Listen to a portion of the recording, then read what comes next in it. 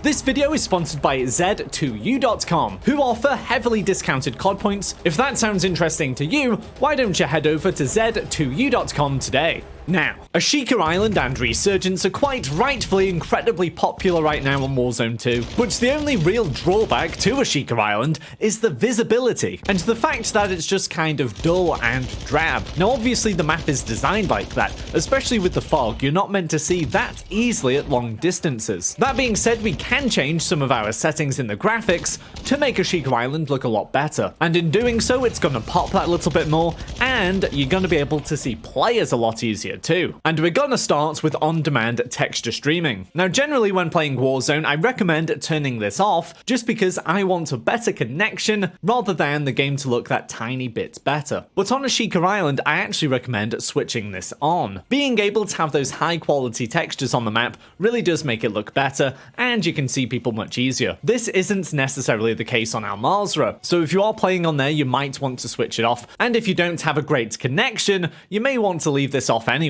Next up, we have the world motion blur, weapon motion blur, and film grain. Turn all of these completely off. Occasionally, they can look pretty cool and like we're watching an action film, but when we're playing, they just add too much visual noise and make it harder to see people. For depth of field, I recommend turning this off. This is for similar reasons. By turning it off, we can just see better when aiming down sight because the game doesn't add a blur effect. Now for Fidelity FX CAS, I recommend turning this on and turning the strength all the way up to 100.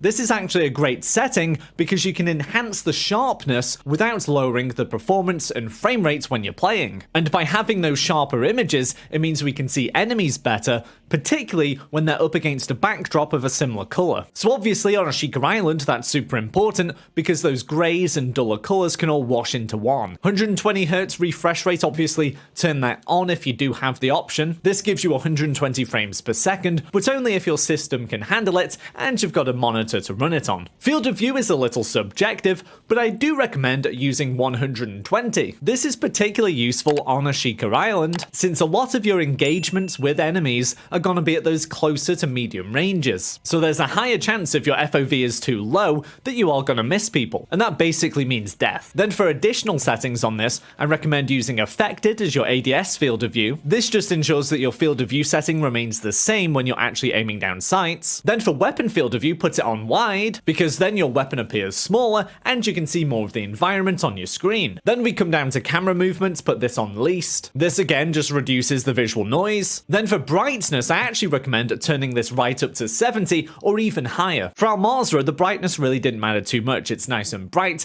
and some lessons were learnt from Warzone 1 seemingly. Ashika Island is much darker in general, and turning the brightness up just helps us see a little bit easier. Okay, now we want to head over to interface, and we've got a couple more settings that we need to change. Many settings on this page are kind of subjective and up to you, but we've got to head over to color customization and make some changes here. So PC players have many settings that they can change to alter how their game looks. On console, we don't have all those options, but one option we do have is changing our color filter. I recommend you use filter 2, as these colors just stand out a lot more. And then we want to turn the intensity all the way up to 100. Then you can change individual colors of various things in the game. For a lot of people though, this isn't needed, especially because the pings have been updated, so they are much clearer now. So they're all the important graphic settings that you need to change on Ashika Island if you want to see that little bit better. Now, if you want to know the best controller settings for Warzone 2 as well, I recommend heading over to this video, or if you're interested in the best free skins you can get in Warzone 2 this season, why don't you head over to this video.